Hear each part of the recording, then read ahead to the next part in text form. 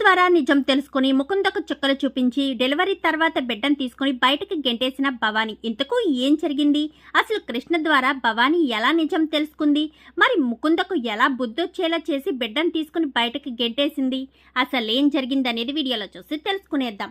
Krishna, Mukunda, Murari upcoming ఎపిసోడ్స్లో ఏం జరగబోతుందో ముందుగా తెలుసుకోవాలి అనుకుంటే వీడియోని లైక్ చేయండి, ఛానల్ని సబ్స్క్రైబ్ చేసుకోండి, పక్కనే ఉన్న బెల్ సింబల్లో ఆల్ పై క్లిక్ చేయండి. ఇలా చేయడం వల్ల అందరికంటే ముందుగా చూడవచ్చు. మొత్తం మీరు చూసుకున్నట్లయితే తన కడుపులోని బిడ్డకు తండ్రి ఆదర్శ్ కాదని చెప్పడంతో మురారి అన్న విషయాన్ని బయట పెడుతుంది ముకుందైతే. ఇంకా ఒక్కసారిగా అందరూ షాక్ అయిపోతారు. ఏం మాట్లాడుతున్నావు ముకుంద అని చెప్పనగానే, ఆదర్శ్ కాదు మురారి అని నేను చెప్తున్నప్పుడు నన్ను ఎందుకు నమ్మడం లేదు? కావాలంటే మురారి గారు ఇంకెక్కడా కనిపించడం లేదు చూడండి. ఆయన చేసిన తప్పు ఎక్కడ బయటపడిపోతుందన్న భయంతోనే ఆయన ఇంట్లో ఉండకుండా ఎక్కడికో వెళ్ళిపోయారు అని చెప్పి ముకుంద్ అనేసరికి, అవునమ్మా నిజమే మీరా చెప్పేది నిజమే. ఎందుకంటే ఆదర్శ్ ఇక్కడ లేడు. అప్పుడు తను ప్రేమించిన అమ్మాయిని నాకు పెళ్లి చేశాడు. ఇప్పుడు తన కడుపు చేసిన అమ్మాయిని నాకు ఇచ్చి పెళ్లి చేయడానికి తాపత్రయపడుతున్నాడు. ఎంత మోసం చేస్తున్నాడు, వాడిని ఊరికే వదిలిపెట్టకూడదు అని చెప్పి ఇంకా ఆదర్శ్ అయితే చాలా కోపంగా మాట్లాడతాడు. ఆవేశపడక ఆదర్శ్, ఇక్కడ మురారి లేడు. ముకుంద చెప్పే మాటలను మనం ఎలా నమ్మగలుగుతాము?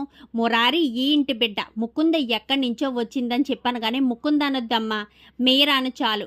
ఈ ముకుంద లాంటి మనస్తత్వం కాదు ఈ మీరాది. మీరా ముకుందాని పేరు పెట్టి చాలా పెద్ద పొరపాటు చేశాను అంటూ ఇంకా ఆదర్శ్ చెప్తాడు. ఇంకా సరే అని ఇంకా అందరూ కూడా ఎవరి పనుల్లోకి వాళ్ళు వెళ్ళిపోతారు. భవాని ఆలోచిస్తూ ఉంటుంది, నిజంగానే కృష్ణ ఈ విషయం తెలిసి వెళ్ళిపోయిందా? ముకుందకు ఇటు మురారికి నిజంగానే సంబంధం ఉందా? కృష్ణకి విషయం తెలిసే వెళ్ళిందా? అసలు కృష్ణ ఇప్పుడు సడన్గా ఎందుకు పుట్టింటికి వెళ్ళింది?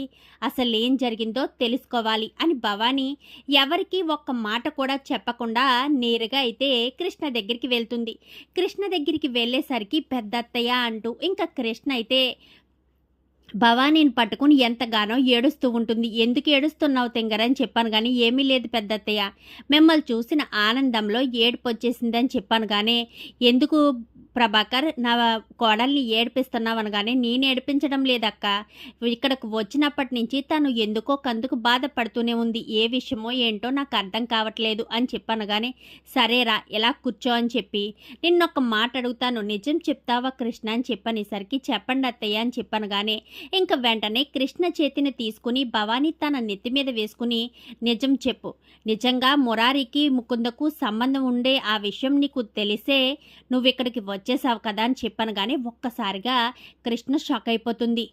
ఏంటి పెద్దత్తయ్య ఏం మాట్లాడుతున్నారని చెప్పాను కానీ, నేను అడిగిన ప్రశ్న నీకు అర్థమైందని తెలుసు కృష్ణ, నిజం మాత్రమే చెప్పు, నాకు అబద్ధం చెప్పాలని మాత్రం అనుకోవద్దు అని చెప్పనేసరికి, పెద్దత్తయ్య అంటూ ఏడ్చుకుంటూ ఇంకా కృష్ణ అయితే వాణిని హత్తుకుంటుంది. అసలు ఏం జరిగింది కృష్ణ అని చెప్పాను కానీ, ఇంకా రెస్టారెంట్లో ముకుంద చేసిన ప్రతి పని, అంటే తను ప్లాస్టిక్ సర్జరీ చేయించుకుని ఇంట్లో అడుగు పెట్టడం, తనకు పిల్లలు పుట్టకుండా గర్భసంచి తీసేసేలా మెడిసిన్ ఇవ్వడం, తనకు చెప్పకుండానే మురారి దగ్గరికి వెళ్ళి సరోగసి మదర్ ద్వారా ఇదంతా చేయడం, తనకొక్క మాట చెప్పకుండా మురారి నిర్ణయం తీసుకోవడం, ఇదంతా కూడా చెప్పుకొస్తుంది కృష్ణ అయితే.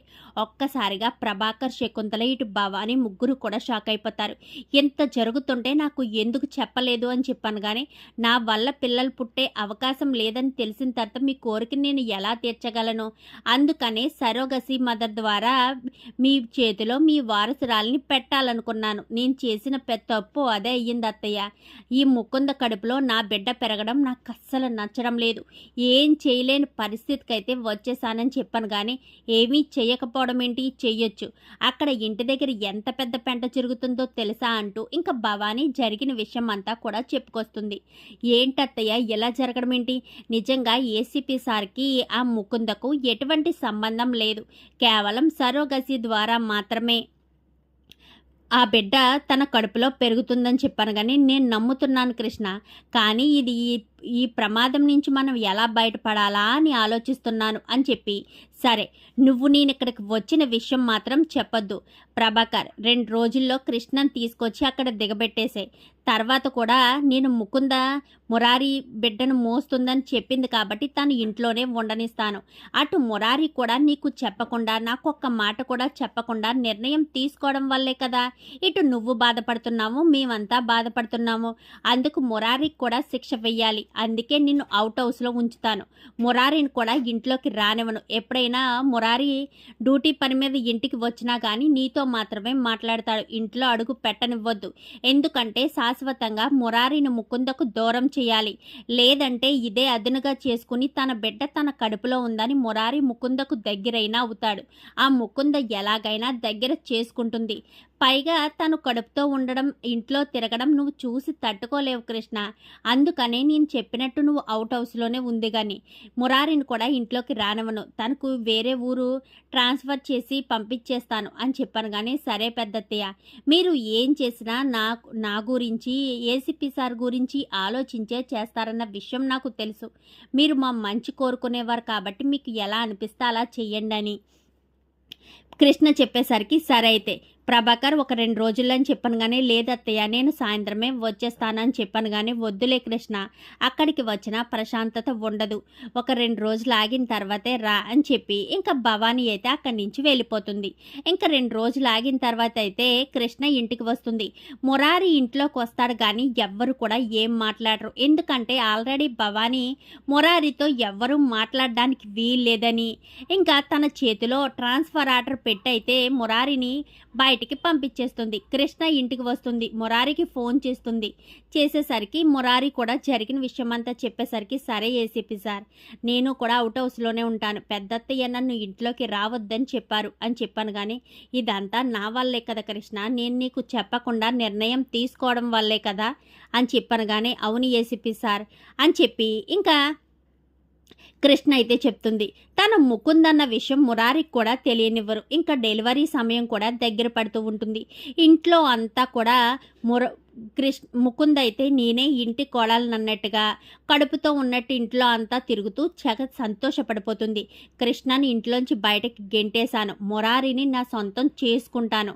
మురారిని నన్ను విడదీయడం ఎవ్వరి వల్ల కాదు అని ఇంకా తను ఎంతగానో సంతోషపడిపోతూ ఉంటుంది.